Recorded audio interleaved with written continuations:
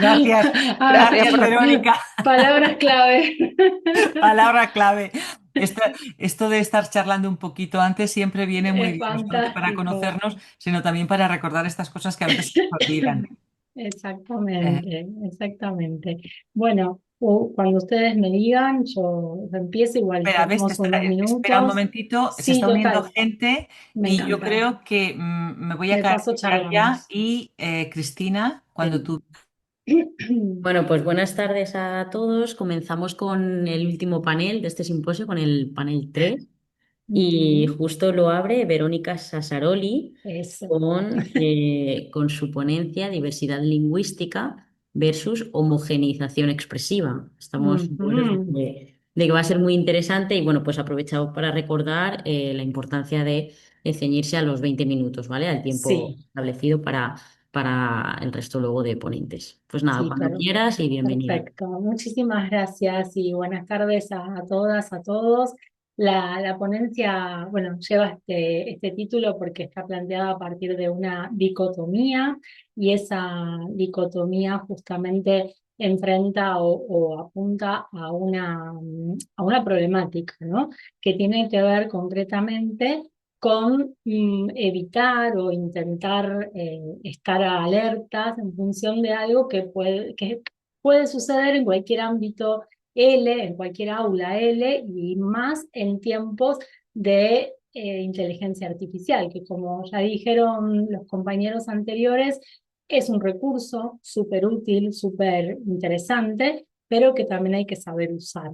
Entonces, muy importante para mí, para este entorno, es que partiendo de esto, que es la inteligencia artificial, hoy nos encontramos con, por ejemplo, textos muy bien hechos, pero que no demuestran un aprendizaje real en algunos casos, ¿no?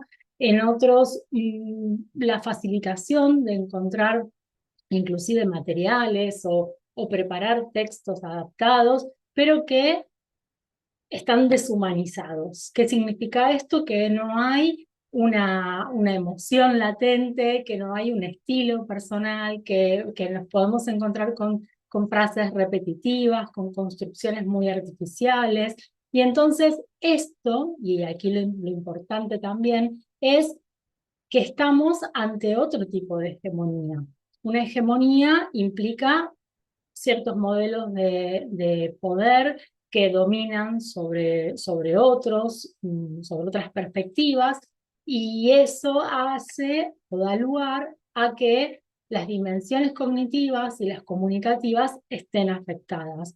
¿A qué me refiero? A la construcción del conocimiento y, por supuesto, a las maneras y los modos de comunicarnos entre personas.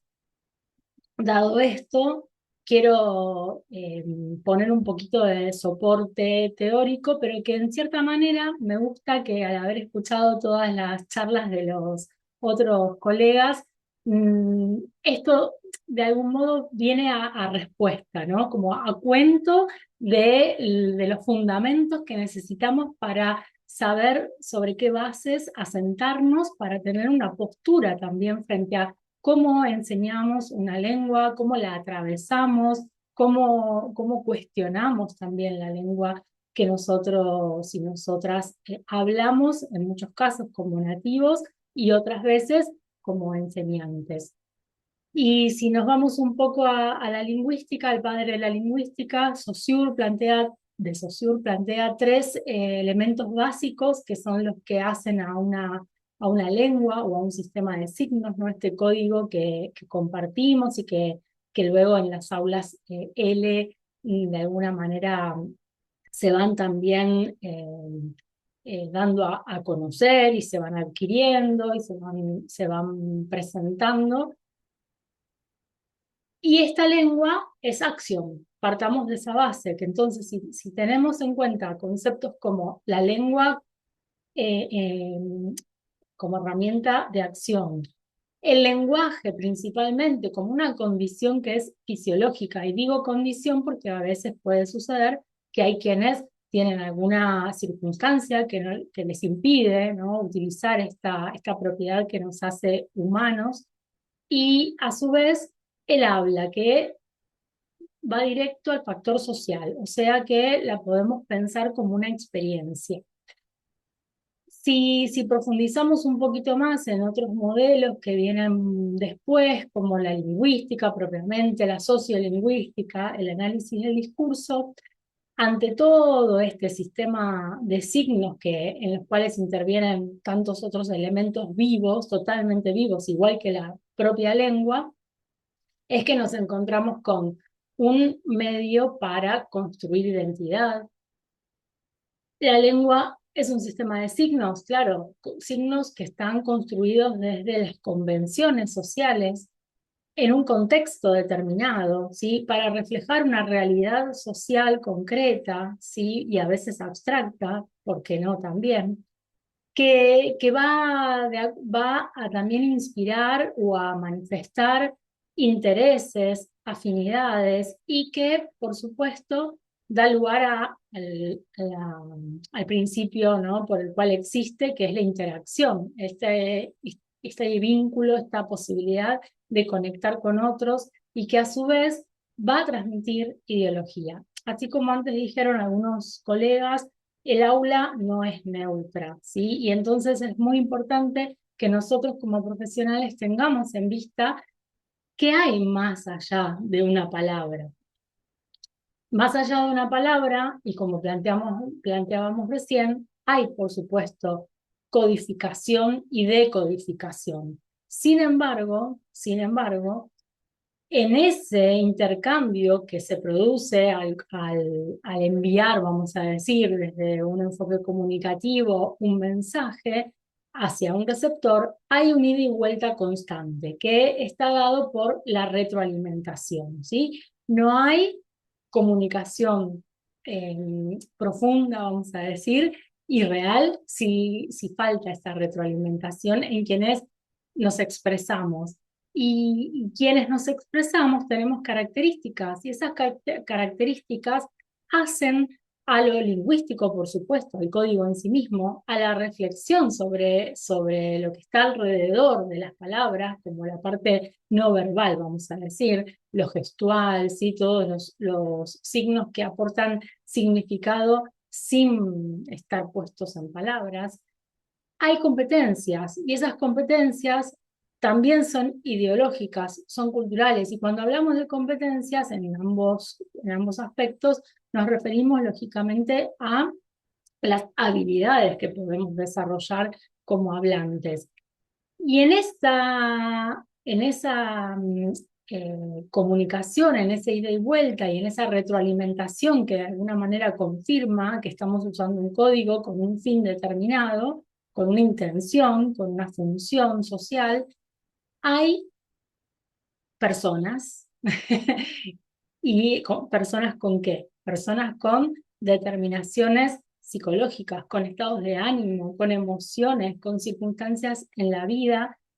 Y también hay algunas cuestiones un poco más duras, como por ejemplo las restricciones, ¿no? Los tipos de discursos, qué tipos de textos orales y escritos podemos llegar a desarrollar, en qué esferas de comunicación, para luego terminar haciendo un buen uso de esta lengua a partir o teniendo en cuenta cómo produzco y cómo interpreto, ¿sí? Y obviamente esto no va a ser fijo, pero sí que hay pautas, sí que hay normas que tener en cuenta en función de ese discurso que quiero construir, tipo de texto, mensaje, para ponerlo en otros términos.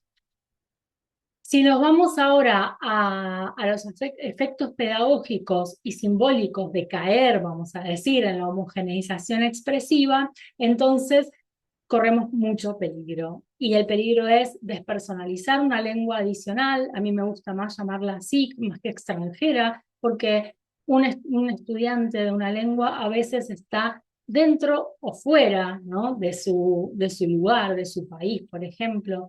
Hay una indiferencia hacia lo distinto, hacia esa diversidad cultural que hay en cada uno de los espacios que habitan una lengua. Hay sesgos, hay sesgos que van a determinar cosas como planteábamos antes, ¿no? Una postura frente a la mujer, una postura frente a los tipos de familia, vamos a poner esos ejemplos. Hay una economía lingüística que implica que se valide una forma de expresarnos como única, cuando en realidad hay tantas otras posibles. Y como bien mencionábamos antes, hay relaciones de poder que se representan, por ejemplo, si enseñamos una sola variedad, como sería el español, ¿no? El español pensado en la variante castellana propiamente. Es necesario, y este es mi planteo, y esta es mi invitación a despertar y a mover como las estructuras. Dejemos de lado un anclaje imperialista que tiene que ver, si retomamos la teoría de las ondas, de donde viene esta idea de que existen, o el por qué existen variedades lingüísticas, la teoría de las ondas que plantea hay una lengua, ¿sí? Y esa lengua, por ejemplo, es como una roca, como una piedra que cae en un estanque, y en ese punto donde cae, genera, estanque de agua, genera ondas. Esa expansión va a traer pluralidad. Y ahí me gusta pensar en esta pluralidad democrática, ¿no? Que es uno de los ejes de este simposio. Dar lugar a que cada persona, cada estudiante interesado, interesada en aprender el castellano o en su nombre más global, el español, pueda también abordar esas otras variantes. ¿Cómo? ¿Cómo se puede? ¿Cómo es posible integrar la variación lingüística en el aula? Porque bueno, en otras jornadas de las que participé, esa era una gran inquietud que tenían muchos docentes, muchas profes, que planteaban, bueno, pero ¿y cómo hago? Si mi estudiante no va a salir de este país y yo lo que le enseño es como lo neutro, y lo neutro no existe, porque en cada vida, ¿no? En cada expresión lingüística hay marcas, hay huellas, hay modalizadores, hay instancias deícticas que nos definen como personas, como hablantes y usuarios de una lengua. Entonces,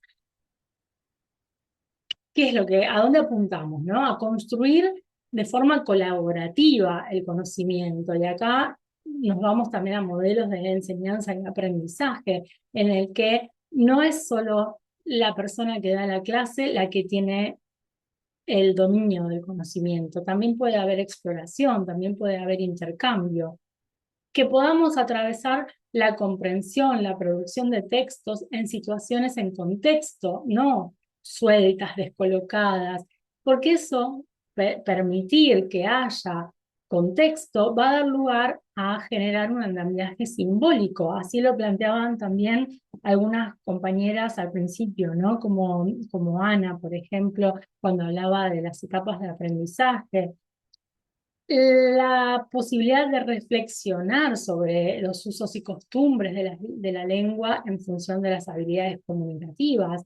Estos intercambios inmersivos no siempre son de la persona que viaja al lugar donde se habla esa lengua. También hoy en día existen los medios virtuales para poder conectar con una escuela que estudia castellano o español en otro lugar del mundo. Hay veintitantos de países donde se habla el castellano con sus variantes. Y por supuesto, siempre, siempre, siempre, siempre dar lugar a la mediación sociocultural, porque es eso lo que va justamente a dar sentido, ¿no? A construir el aprendizaje de una lengua en una instancia totalmente significativa.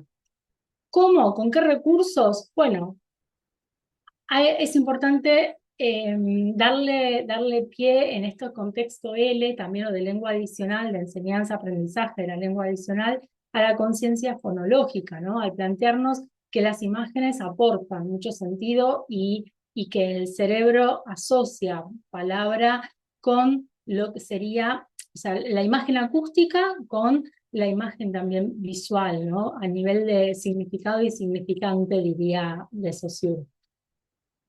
Pensar en familias de palabras, asociar, generar campos semánticos, más de una palabra en función de una esfera de comunicación, de un objeto, de una circunstancia. Leer tiras cómicas, hay diálogo o hay enunciados muy breves que van a permitirnos como ver cuál es esa lengua natural, titulares de noticias, publicaciones en redes sociales, memes que parecen una broma, pero sin embargo tienen mucho valor para poder encontrarnos con esto, ¿no? Con la lengua en el día a día, la lengua cotidiana también. Las canciones, los reels, la literatura, dependiendo por supuesto siempre del nivel en el que estoy junto con estos estudiantes atravesando el proceso, se irá ajustando cuál de todos estos elementos, ¿no? Si pienso en video, bueno, pienso primero en un reel antes de ir a una serie o a una película. Hoy en día podemos hacer recortes, recortes de YouTube, recortes de reels también. ¿Y a dónde voy con esto para ir terminando que el tiempo apremia? A que podemos construir la diversidad lingüística, además de aceptarla, y por eso entonces lograr que en nuestras aulas se respeten las diferencias culturales, se habiliten las diferencias culturales, dando la posibilidad a la convivencia, al aprender a convivir con lo diferente, que no siempre incomode, y si incomoda, que sea justamente para crear esas afinidades de las que hablaba al principio, ¿no? Para construir redes que nos unan como humanidad. Vamos a desplazar estereotipos y prejuicios, ¿sí? Términos que también hoy se utilizaron en otras de las charlas. Vamos a tener conciencia de un otro, ¿sí? De una otra. No todo es igual, mi realidad social no es igual a la de otra persona. En la clase, en un lugar que pueda visitar, utilizando esa lengua que estoy aprendiendo, ¿sí? Me va a quedar eh, o me va a permitir hacer una asimilación significativa de esa realidad, de ese contexto. Y para terminar, ¿qué vamos a construir o qué vamos a posibilitar? Tener aprendientes, hablantes, sentipensantes, como diría Galeano, críticos y creativos, que no nos tenemos que olvidar que es muy importante que en un aula de aprendizaje de una lengua adicional hay sentimientos. Estamos ayudando muchas veces a poner en palabras el mundo, ¿sí? Desde otro punto de vista. A veces para estudiantes que están en un lugar nuevo y aprenden la lengua de ese contexto, y otras veces para personas que quieren abrir sus perspectivas desde su punto de referencia, pero para conectar con esos otros y esas otras circunstancias y realidades. Ahí tengo algunos de los materiales que en realidad no tomé como referencia para citas, pero sí que están en mi bagaje cultural y que hacen a esta mirada, ¿no? Tan integral de la lengua. Y no me queda más que agradecer, porque bueno, el tiempo pasa volando, y me alegra haber planificado para cumplir con eso, y agradezco muchísimo, muchísimo la escucha y la oportunidad de estar presente en este simposio. Y ahí, Muchísimas gracias, Verónica, por esta interesante comunicación. Sin de nada. duda, es verdad que da mucho que pensar o que reflexionar ese término de la mediación sociocultural, ¿no? Tal y como comentabas, la verdad es que muy, muy interesante eso es. De acuerdo, pues bueno, ya puedes comprobar ahí las felicitaciones del Sí. resto de participantes. A ver, ahí. Bueno, creo Mira, que por ahora ven el mar, pero cambié ahora, ahí está. ahí Ahora está, sí. sí. Gracias. Bueno, muy amables, y ya estoy intentando, a ver, revisar como Hay personas que hablan de la comunicación efectiva, ¿no? Libre de malos entendidos, pero creo que estoy más abajo. Ahí está, sentipensante, sí. Ese es un término de Eduardo Galeano, un escritor bueno, que construye sus relatos desde ese lugar, ¿no? De entendernos como personas mm, reales y en movimiento también, desde la emoción, no solo desde el mundo intelectual. Hay, De acuerdo. así Mm. que, bueno, mil Muchi- gracias. Muchísimas gracias a ti, De Verónica. nada. Si quieren conectar, aquí dejo mis datos. Está el enlace a mi LinkedIn o el QR también, mi mail, mi teléfono. Encantada. Perfecto, perfecto, muy bien. De acuerdo, pues damos ahora paso a la siguiente comunicación que corre a cargo de Claudia Lange. No sé si Claudia puede encender la cámara, el audio, no sé si tiene acceso. Me parece que sí. Ahora, el audio, porfa, que no. Sí, sí, Ahora. está bien, perdón. Muy bien, buenas tardes, Claudia. Como comentaba, nos va a hablar sobre la clase de español en diálogo con la realidad, tecnología, participación ciudadana y prácticas democráticas. Bienvenida. Muchas eh, gracias. Muchas gracias. Y bueno, ¿Me si puedes escuchan en compartir eco? ¿Hay eco? un poquito. Entonces yo voy a cerrar porque estoy en dos. Sí, efectivamente, si estás en dos, cierra Ah, una y... no, no, porque estaba con problemas con el ordenador, entonces estoy en el laptop bien, ya está. Bien. Vale, ahora Ah, parece que eh, mejor. Vale, pues si déjame un puedes... poquito. Ujú.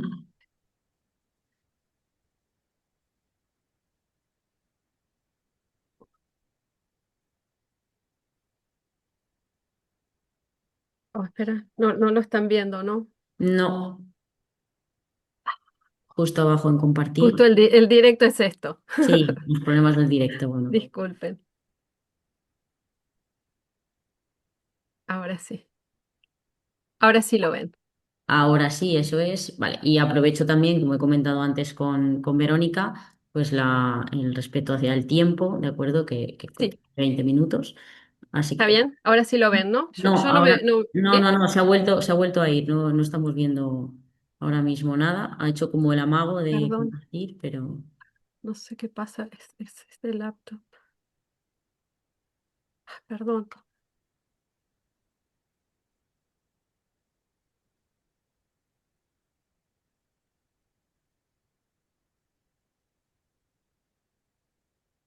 Vale, Ahora sí y lo ven. ahora vamos a ver, está cargando.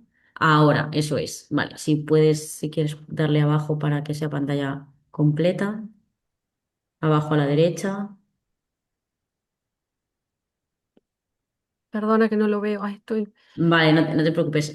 Bueno, si puedes, abajo a la derecha hay un simbolito al lado de Show donde meeting, está. no. Slide control, no. Vale, bueno, no te preocupes. Si no puedes ir bajando cada una de las diapositivas y lo vamos viendo también Pero bien. no sé por qué no me lo deja Claudia, ver. puede a Sí, lo mejor, perdón. cuando pones slideshow arriba y después from beginning, so slideshow y Sí. después te va from beginning, sí, ¿Y ahí, ahora? ahora, Ahora, perfecto. ¿Lo ahora. Ahí ven? está. Sí, Ah, sí, bueno, disculpen, por favor. nada, Nada, nada. no pasa nada, muchas gracias. Vale, Bueno, tienes la bueno, palabra. la verdad, muchas gracias. Disculpen estos, estos temas del directo que siempre es el desafío. Bueno, muchas gracias, la verdad, por haber aceptado mi presentación. Es un gusto para mí y voy en sintonía con Verónica, porque yo soy uruguaya, así que también digo yo y digo lluvia. Entonces, bueno, mi presentación en este caso, mi idea era, bueno, presentar cómo analizar la clase de español en esta realidad en el contexto de Estados Unidos. Yo enseño en Estados Unidos. Y como un espacio de alguna manera, bueno, de diálogo con esta realidad contemporánea y cómo articulamos la tecnología, la participación ciudadana y las prácticas democráticas desde una perspectiva de la didáctica crítica de la enseñanza de las lenguas. Bien, entonces, ¿cuál va a ser nuestro itinerario, nuestra hoja de ruta? Yo elegí trabajar en estos 5 puntos: el contexto actual de la enseñanza de español en Estados Unidos, evaluación crítica de los medios digitales, espacios interactivos de aprendizaje, participación ciudadana y comunidad local y conclusiones o a modo de cierre. Bien, entonces para empezar, elegí empezar con este planteo de Bell Hooks y recuperar de alguna manera, bueno, el espacio de aula como este espacio realmente crítico, ¿sí? Em, entonces, bueno, ¿cómo lo vamos a ir haciendo? Em, estos primeros puntos me parece para poder entender, bueno, dónde estamos, ¿no? En el contexto actual de la enseñanza de español en Estados Unidos. En primer lugar, decir, bueno, estamos en un entorno de hiperconectividad digital. Los estudiantes viven inmersos en flujos constantes de información, desinformación, interacción, producción de contenidos y a través de las redes sociales y de estas plataformas digitales. En este escenario de interconexión, de hiperconexión, quiero decir, el lenguaje circula de forma continua, fragmentada, acelerada, e impacta en las formas de comprensión, producción y evaluación de textos en el aula. Y yo diría aquí el impacto que ya estamos viendo en la lectura, ¿verdad? Fundamentalmente. En segundo lugar, digamos, incluye, bueno, una convivencia creciente con la inteligencia artificial generativa que está participando de forma, yo diría, casi constante en lo que es la producción, reformulación y mediación del lenguaje en los contextos educativos y cotidianos. Entonces aquí me parece importante incluir también las consecuencias de la desinformación digital, el consumo de información falsa o manipulada con fines, bueno, políticos, lucrativos, maliciosos. Y esta cuestión, digamos, de recepción acrítica, ¿no? Doy por sentado, doy por verdadero aquello que vi, ¿no? Vi en TikTok o no importa dónde ya, ¿no?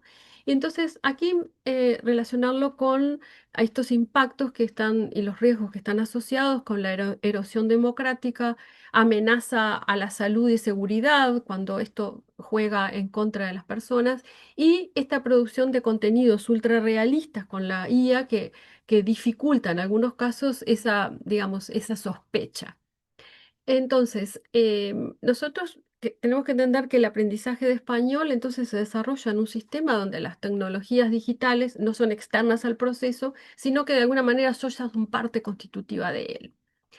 Y obviamente que aquí tengo que mencionar todo el tema atravesado de este país por las tensiones sociolingüísticas en torno al español en Estados Unidos. Y acá, digamos, el español funciona simultáneamente como lengua extranjera, lengua de herencia, lengua comunitaria, ¿no? En estos de la diversidad y la heterogeneidad. Y estas tensiones que están generando, bueno, procesos de desigualdad lingüística, representaciones culturales del español, es decir, qué etiquetas quedan ligados a lo hispano o al español, diferentes niveles de reconocimiento institucional dentro del sistema educativo y también todo aquello o ligado a este clima de hostilidad y controversias al uso del español, lo que está influyendo, por un lado, en su visibilidad, legitimidad y valoración en el espacio público, ¿no? Hoy, esta mañana, alguien hablaba, bueno, del fenómeno Bad Bunny, y yo digo, bueno, sí, sin lugar a dudas que sí, pero este fenómeno también, digamos, tiene estos otros lugares de opacidad o de negación o de hostilidad absoluta, ¿no? Como, bueno, ir a un restaurante y hablar español en algunos contextos puede ser una situación difícil. Entonces, aunque convengamos que desde el pronunciamiento del inglés como lengua oficial en este país del año pasado, el acceso a recursos en español no ha desaparecido del todo, pero sí presenta importantes variaciones según los estados, las instituciones y las políticas lingüísticas, también a nivel local. Entonces, esto genera una situación de desigualdad bien complicada entre estudiantes y también para quienes enseñamos español. Entonces, aquí creo que más que nunca resaltar que el español no puede entenderse como enseñar gramática o algo de comunicación, sino que tenemos que poderlo entender como una práctica situada en un entorno social, en un entorno político y tecnológico complejo. Bien, entonces, vamos a ver. Esta segunda parte del itinerario vamos a hablar de la evaluación crítica de los medios digitales y la inteligencia artificial. La inteligencia artificial no puede entenderse como herramienta y pensamos también una cuestión como que llegó para quedarse y interviene entonces en esta producción, en la selección y la circulación del conocimiento. Entonces, en el aula de español es fundamental desarrollar lo que nosotros entendemos que es la alfabetización crítica. Y esto que incluye varios niveles de análisis. En primer lugar, bueno, verificación de fuentes, que permita contrastar la información generada por la IA con fuentes fiables. Bueno, cómo aprendemos a buscar cuál es la fuente. Después los sesgos, ¿no? Estas formas que tiene el sistema algorítmico de reproducir, invisibilizar determinadas perspectivas o también proveernos de aquello que de lo que usual somos consumidores, ¿no? El posicionamiento de la fuente o del autor, es decir, quién produce esta información, desde qué contextos, con qué intereses y, sin lugar a dudas, cuál es el público destinatario, que permite comprender, bueno, cómo este discurso se adapta y construye las expectativas según a quién se dirige. Entonces, estos elementos nos permiten interrogar críticamente la verosimilitud de la información en los entornos digitales con los estudiantes. Desde la pedagogía crítica de Sandy Grande, el conocimiento no es neutral, sino que está atravesado por relaciones de poder que también se manifiestan en los sistemas digitales. Analiza entonces ella cómo los sistemas educativos están implicados en las reproducciones de las relaciones de poder y las estructuras coloniales del poder.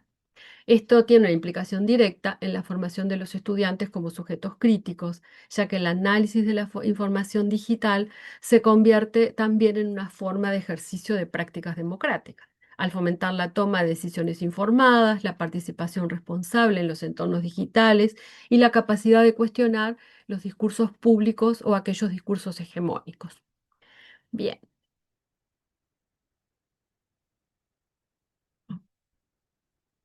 Bien, entonces, este tercer punto, nosotros entendemos, obviamente, cómo utilizamos el español, no solamente como el objeto de estudio, sino como una herramienta de acción comunicativa en contextos que son significativos.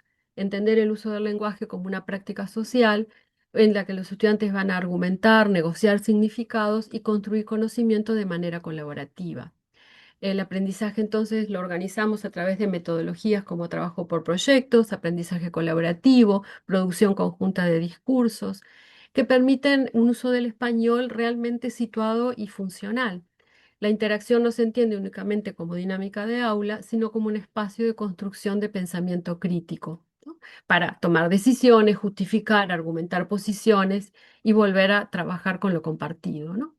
Entonces, esta integración de herramientas digitales se incorpora desde una perspectiva crítica, no como un atajo o sustitución del aprendizaje, sino como un objeto de análisis dentro del proceso formativo. Y de este modo, los espacios de aula permiten desplazar el aprendizaje desde una lógica transmisiva, obviamente, hacia una lógica de participación, reflexión y construcción conjunta del conocimiento. Bien. En el punto 4, yo voy a retomar aquí lo que plantea Cecil Barbeito, ¿no? En el rol de la ciudadanía crítica, ¿sí? Y desde aquí vamos a entender estos aspectos de este punto, ¿no?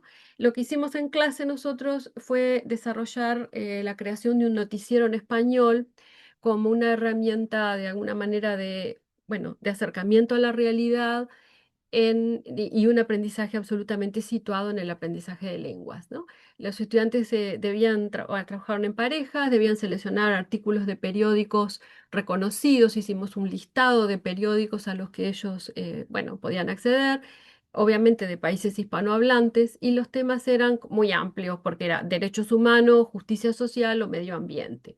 Y conectamos así el aula con problemáticas reales del entorno social.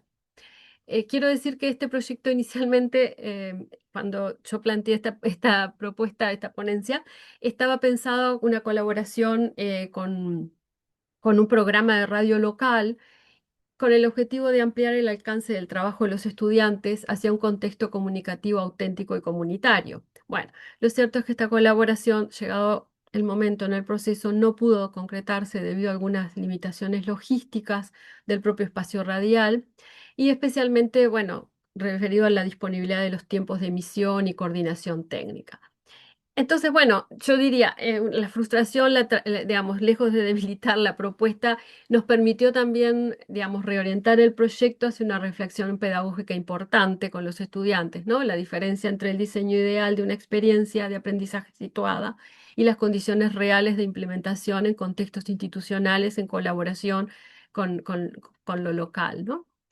Creo que igual la actividad mantuvo su orientación hacia la práctica pública del discurso porque los estudiantes pudieron hacer producción de contenidos con formato mediático realista. En este proceso, los estudiantes aplicaron herramientas concretas de análisis, identificación de fuentes, evaluación de credibilidad, detección de sesgos informativos, análisis del encuadre de la noticia y del público destinatario.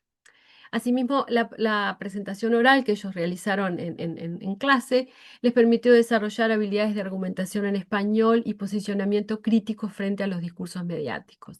Desde la perspectiva entonces de Barbeito, esta actividad se enmarca en la educación para la ciudadanía global, que vincula el aprendizaje con la comprensión crítica de problemas sociales y la participación informada en la vida pública. De este modo, el aula no solo simula prácticas sociales, sino que funciona como un espacio de participación ciudadana situada. Bien, y a modo de cierre, y digo de cierre y de apertura porque esto es para seguir pensando y seguir trabajando, ¿verdad? Esta propuesta entiende al español como el espacio crítico, un espacio que también está atravesado obviamente por transformaciones que son tecnológicas, sociales y políticas. Cómo trabajamos la inteligencia artificial en el aula se aborda desde una perspectiva reflexiva y no meramente instrumental, y en este sentido permite a los estudiantes repensar su relación con la inteligencia artificial, diría esto yo hasta la conciencia ecológica, ¿no? ¿Cuántos litros de agua estamos usando o derrochando o qué hacemos, ¿no? Hay un desafío entonces y nos exige abordar el uso de los entornos digitales como objetos de análisis desde una perspectiva reflexiva. No se trata de integrar acríticamente como verdad instrumental o solución meramente automatizada. Y al contrario, son estos aspectos digitales los que se incorporan como objetos de análisis dentro del proceso formativo, que permite a los estudiantes explicitar, comprender y cuestionar sus usos y entender, digamos, aspectos de los discursos actuales. La enseñanza del español incorpora la alfabetización mediática y digital crítica como dimensión central del aprendizaje, la articulación entre la lengua, el pensamiento crítico y la participación ciudadana sitúa el aprendizaje dentro de un marco de ciudadanía activa, y el aula se configura como un espacio donde el uso del lenguaje es una práctica social atravesada por estas dimensiones que tenemos que reconocer, los niveles éticos, políticos y democráticos. Y con esto, bueno, esta es la bibliografía de referencia, que yo la voy a dejar disponible para todos. Y bueno, muchas gracias. Muchas gracias, Y Claudia. espacio para preguntas. Muchas gracias, muy, muy interesante. Oye, muy buena la idea de ese proyecto, ¿no? De analizar esa realidad a partir de periódicos, de la radio y llevarlo así al aula, ¿no? Creo que muy, muy conveniente y justo entra un poco en consonancia con lo que también comentaba aquí más arriba Sonia Malvido. Dice, prefiero los libros donde se muestran textos literarios, periódicos, manuales de gramática, vocabulario y fraseología para aprender el español de España e Hispanoamérica. Ujú, Al final, cómo acercarlo mucho más. Sonia también dice que, bueno, pues la IA está bien si le damos los prompts adecuados. ujú. Sí, ¿verdad? Estamos de acuerdo con eso. Y bueno, pues, Cristina, por supuesto. le puedo hacer una Sí. pregunta a... Ajá, sí, sí, claro, Ana, sí. Justo le Ujú, estaba diciendo que, mira, todo es Sí. interesante ujú. presentación y muchas gracias, así que enhorabuena. Sí, claro, Ana. Bueno. Perdón. No, Voy a, gracias apro- a ustedes por escuchar voy a también. aprovechar que Sí. tengo acceso al micrófono y bueno, también darte la enhorabuena, es súper interesante y bueno, Claudia tiene 6 horas de diferencia con nosotros, así que esta Sí. mañana se levantó a las 3 de la mañana solamente para escuchar a la ponente plenaria, que ya en sí es un gran logro. Quería preguntarte una cosa, Sí. Claudia, porque el año pasado también presentaste y tus ponencias son siempre muy interesantes porque muchas veces, hoy hemos tenido, por ejemplo, muchas ponencias que hablan como de mini resistencia, ¿no? Dentro del Ujú, aula, hacer gestos Yo- pequeños, pero que pueden ser grandes al final también, ¿no? Para cuestionar el sistema en el que vivimos, de homogeneización. Pero cuando te oigo a ti, siempre como siento que tú, que como quieres ir un poco, como un poco más para allá, como hablas más de palabras, como un lenguaje más político, de justicia social, de ir a la comunidad. Y solamente quería preguntarte, ¿tú crees que, y también a lo mejor supongo también utilizas mucho el contexto político de Estados Unidos y de lo que está pasando allí, ¿no? Entonces, solamente quería preguntarte, ¿tú crees que sí, como que tenemos que ir más allá de las mini resistencias y enseñarle a nuestros estudiantes que esas resistencias están involucradas o están en un sistema que viene de un contexto político, de un contexto de colonización, de un contexto específico? ¿Tú crees que es importante que hagamos las dos cosas con los estudiantes, que les demos una mentalización política, pero también, obviamente, pequeñas herramientas que ellos puedan utilizar en el idioma para poder resistir esta globalización? Ujú. Ah, bueno, súper interesante tu pregunta, ¿no?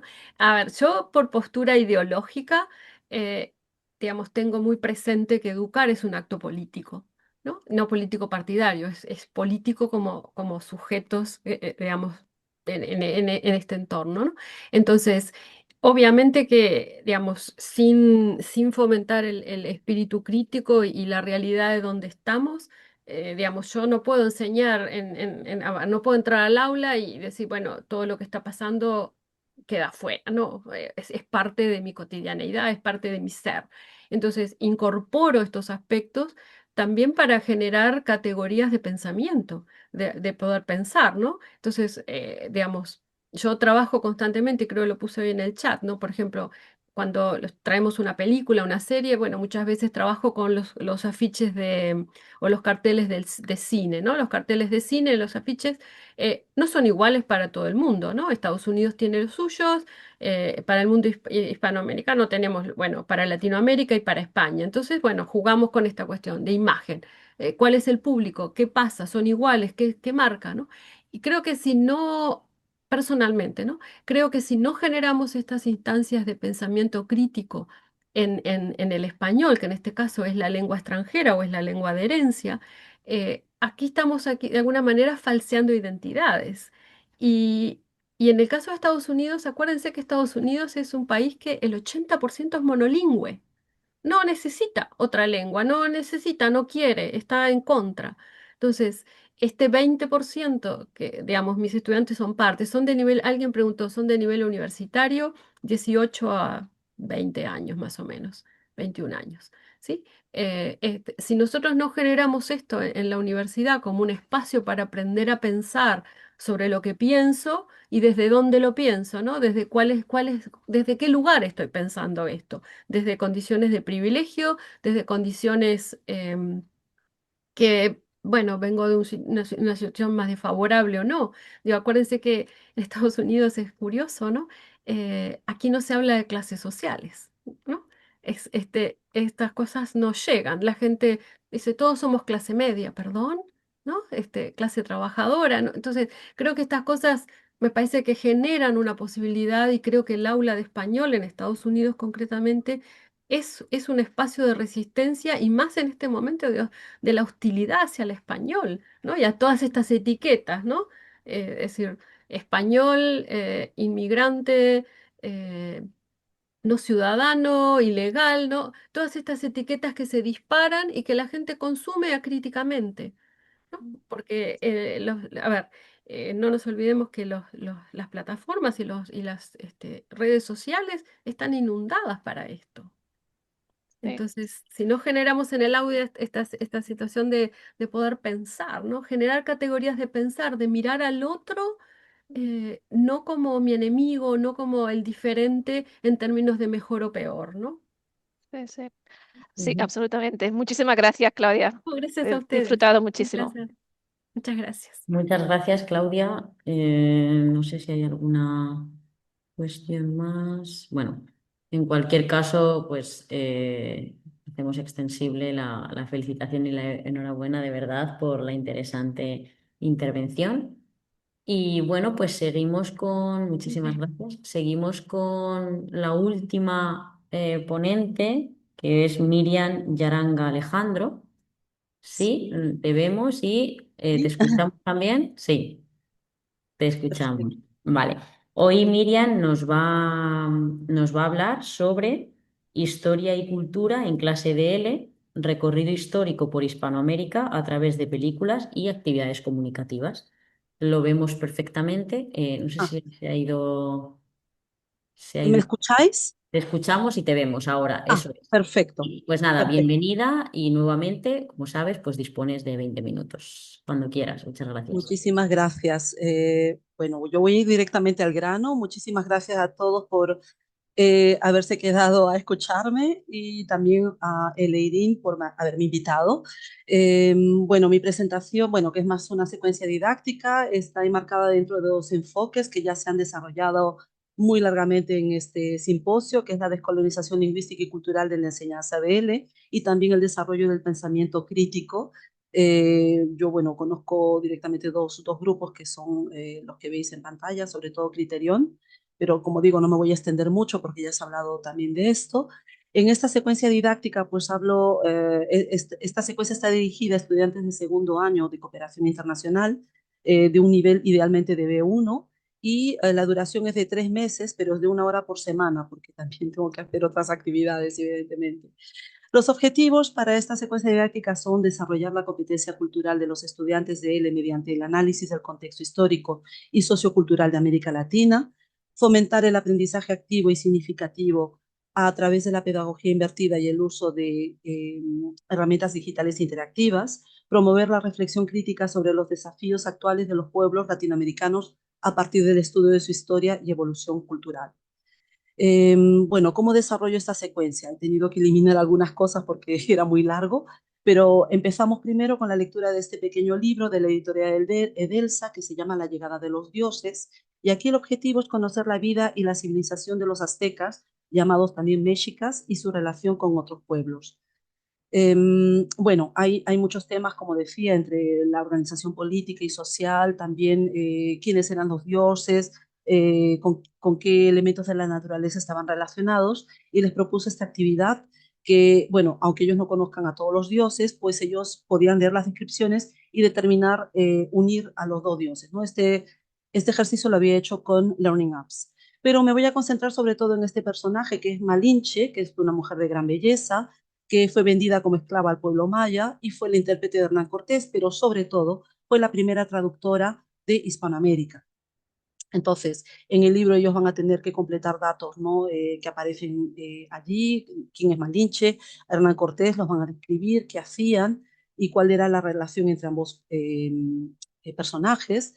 Pero nos vamos también a concentrar en Malinche y el poder de la palabra, porque como ella era traductora, ella traducía todo lo que Hernán Cortés quería hacer, negociaba también, y en todas las iconografías vamos a ver siempre a Malinche al lado de Hernán Cortés.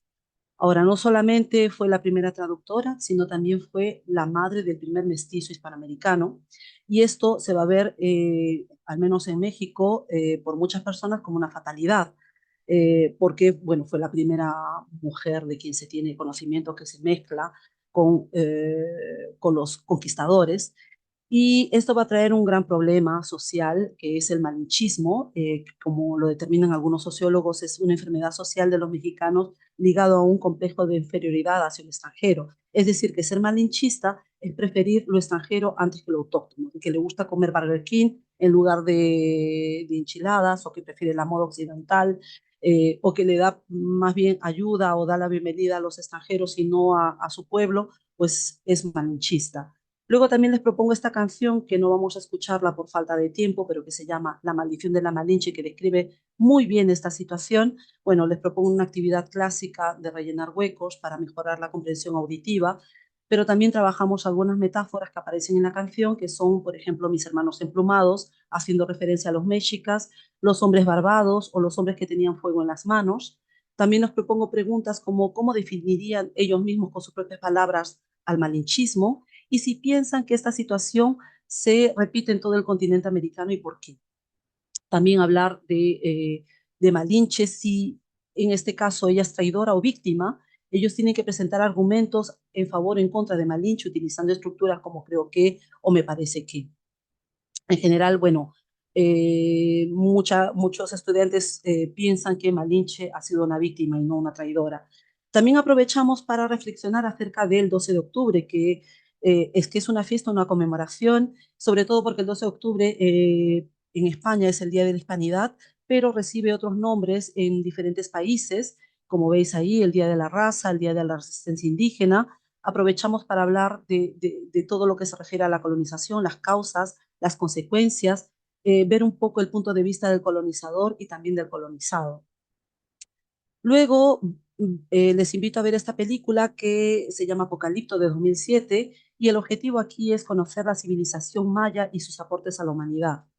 En esta película desarrollamos muchos temas, pero sobre todo lo que nos interesa aquí es ver o sea, cómo se retratan los mayas, ¿no? Es una película con mucha violencia, es verdad, pero aquí lo terrible es que no destacan los logros científicos de los mayas, presenta una imagen bastante estereotipada del típico salvaje, vamos a decir, y también mezcla objetos y detalles de diferentes épocas, lo cual es muy triste porque la película es muy realista, pero quizás lo que más llama la atención es esto, ¿no? La parte en que representan el eclipse, se ve a un pueblo maya sorprendido de un eclipse cuando se sabe que los mayas podían predecir con mucha exactitud cuándo iba a ocurrir el próximo eclipse.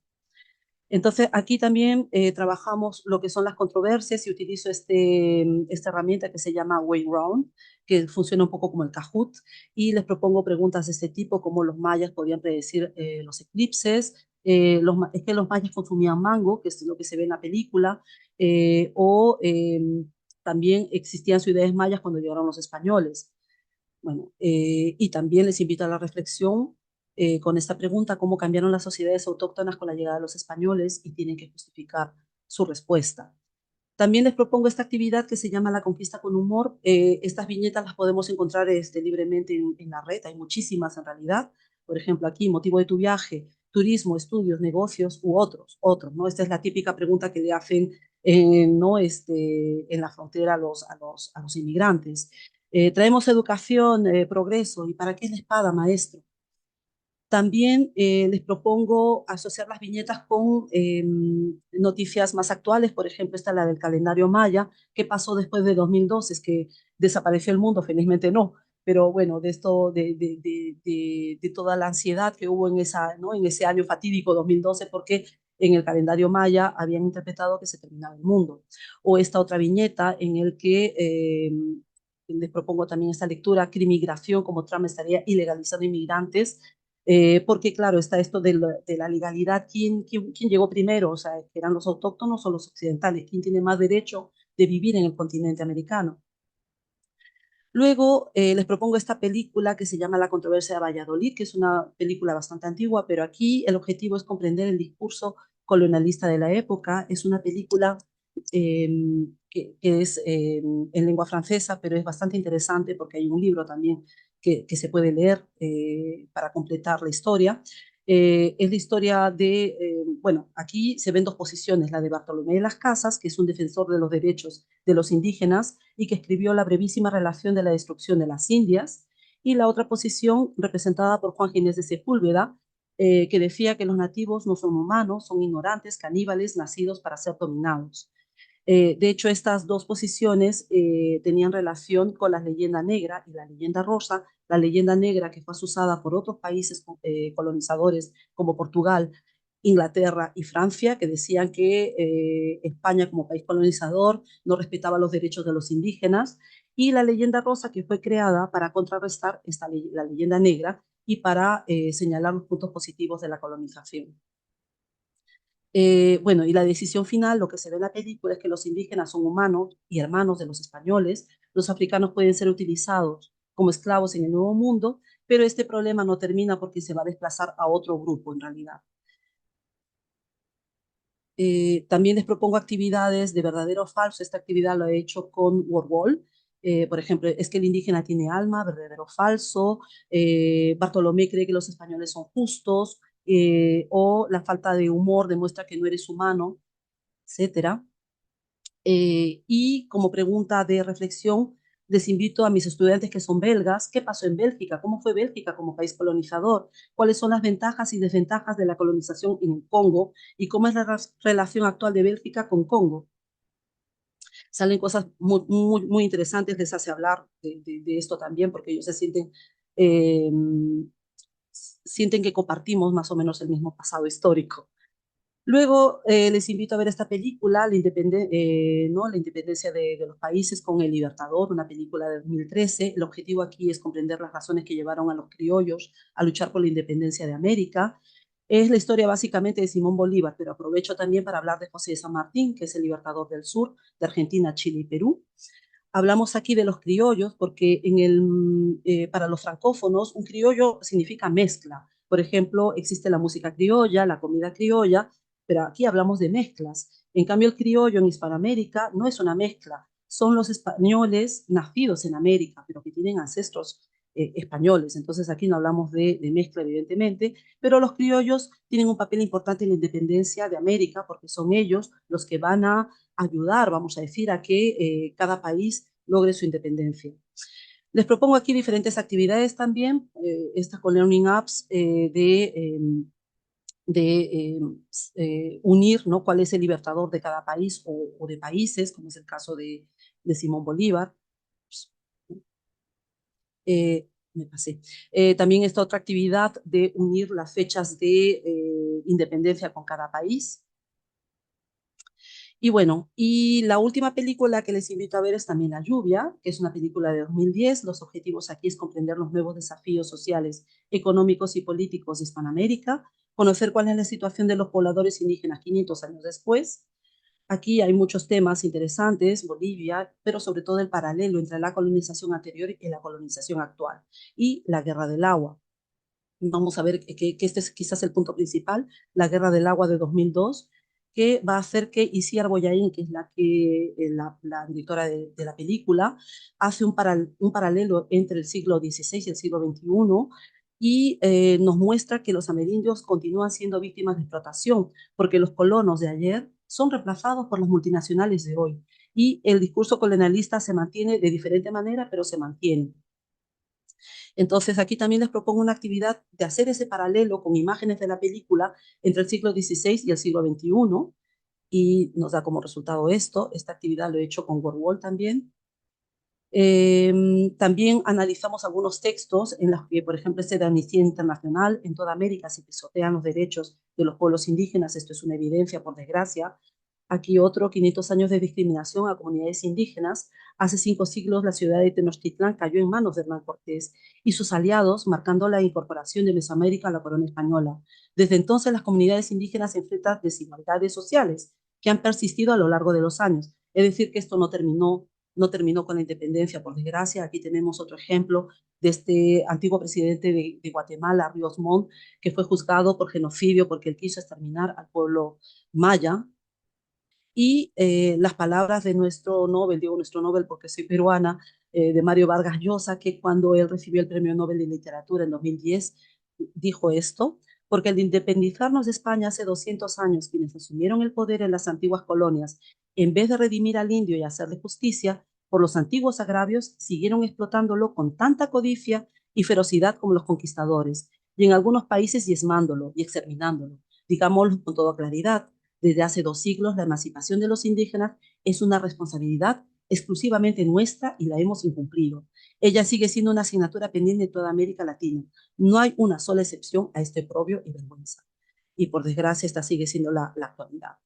Luego les también invito con esta pregunta a reflexionar, no solamente a los estudiantes, sino también a los profesores. ¿Puede el cine contribuir a una mejor comprensión de la realidad social del mundo hispano?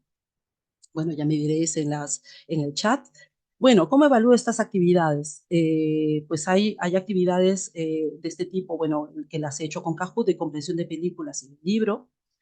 En cuanto a la expresión oral, pues cada uno presenta la parte que ha elegido y nos presenta toda la búsqueda, la investigación que han hecho.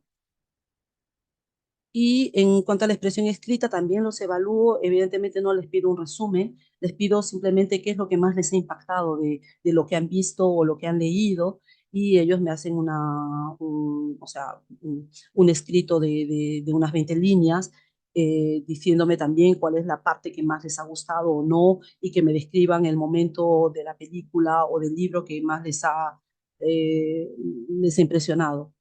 Al que quiere ir un poco más lejos con la inteligencia artificial, también hay algunos elementos que nos pueden ayudar. Por ejemplo, este que es muy interesante, que les gusta a los estudiantes, el Fake WhatsApp Chat.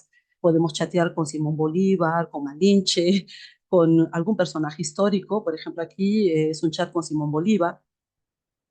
Este otro también que es interesante, el chat historia, hablar con personajes a través de la IA. Lo único que, claro, que no están todos los personajes, pero Simón Bolívar sí está y se le puede hacer preguntas. Y lo que es interesante es que también hay una parte o sea, oral, ¿no? O sea, hay como toda la parte escrita también se puede escuchar. Es bastante interesante. Y bueno, como conclusión puedo decir que con este recorrido histórico, gracias a la pedagogía invertida y a las actividades interactivas propuestas en clase, los estudiantes aprenden más acerca de los problemas y los desafíos actuales de los habitantes de esta parte del continente. Conocer la realidad histórica de Hispanoamérica para comprender los problemas actuales del continente es muy importante porque también podemos analizar y comprender el discurso colonialista y cómo se mantiene hasta el día de hoy. Estas son algunas referencias y les agradezco mucho por vuestra atención. Muchas gracias. Muchas gracias, Miriam. También muy interesante este cierre de ponencias y bueno, pues un gran compendio de actividades que además, bueno, pues pueden servir de inspiración para otras ramas, ¿no? Digamos. ¿Para qué nivel? No sé si lo has dicho al principio, pero ¿para qué nivel Sí, estaría más o menos orientada esta para un nivel B1. B1? Vale, claro. O sea, eso es lo ideal, pero ya he tenido estudiantes de A2 más. Ujú, Lo bueno es que puedo decir que el libro no es muy difícil, es para un nivel A2, A2. ujú. Las películas quizás sean un poquito más difíciles, pero lo bueno es que ahora los chicos pues saben, tienen la posibilidad de utilizar la inteligencia artificial para crear incluso los subtítulos. Entonces, Ujú. yo creo que eso actualmente ayuda muchísimo. Ajá, sí. Vale, pues bueno, por supuesto el público en general está felicitándote. Dice que Muchísimas gracias. una unidad didáctica muy, muy completa. Lo siento por hacerlo un poco rápido, es verdad que he tenido que cortar y eliminar muchas cosas porque en realidad para 30 horas me da para más, hago muchas más actividades.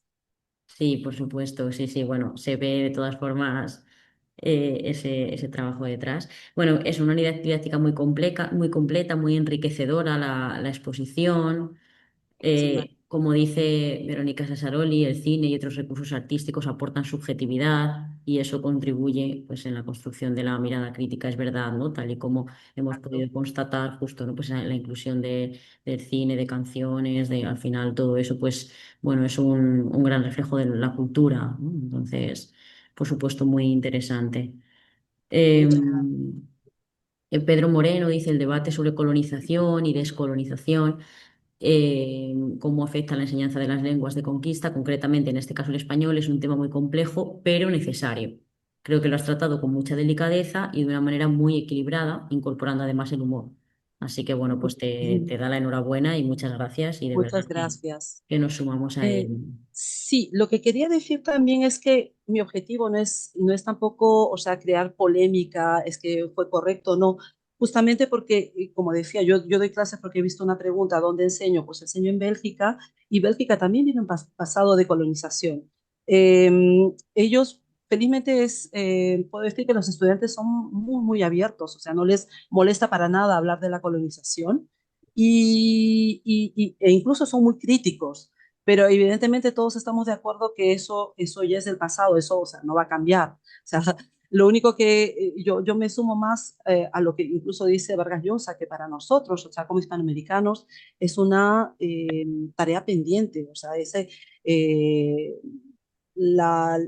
este tipo de discurso colonialista existe todavía y ya no podemos decir que son los conquistadores españoles, ahora tenemos otro tipo de colonización Y también pasa en Bélgica, o sea, ellos son muy conscientes de eso, porque tienen muchas conexiones con el Congo, en África. Entonces, es bastante rico como diálogo y pienso que no hay que tener miedo de hacer este tipo de preguntas, de actividades y como alguien dijo, con mucho respeto, porque aquí no se trata de criticar quién tuvo razón, quién no la tuvo, sino Claro. simplemente hablar de esto y aprender también, ¿no? De la memoria, de nuestros errores o nuestros aciertos. Para mí todo eso tiene muchas ventajas de Sí, hablarlo, no de ocultarlo. claro, si no al final no podríamos hablar de nada, ¿no? Al final está ahí y hay Mm. que contarlo, claro que sí. Y con todo el respeto, por supuesto. Y mira, para cerrar, Mariana Jiménez dice, Miriam, tu ponencia es un ejemplo de aprendizaje de español como medio, utilizando diferentes metodologías y con un aprendizaje muy significativo de una realidad cultural y social real. Es muy completa y tocas muchos temas con diferentes puntos de vista, efectivamente, ¿no? Pues historia, justicia Ujú. social y otros temas. Así que bueno, también te Muchas dan la gracias. enhorabuena y bueno, pues creo que podríamos cerrar con ello. Nuevamente, muchas gracias, Miriam, por Sí. esta. Una cosita, Miriam, es que creo que hay algunas personas que preguntaban se puede tener acceso a los materiales o un poco como has citado muchas películas y... Sí, no hay ningún problema. O sea, yo creo que como justamente os he enviado la presentación, lo podéis compartir, porque Ajá. de eso se trata también, ¿no? De compartir nuestro trabajo Bien, y a mí me alegraría mucho que de verdad para vosotros sea muy útil. muy bien. Muchas gracias.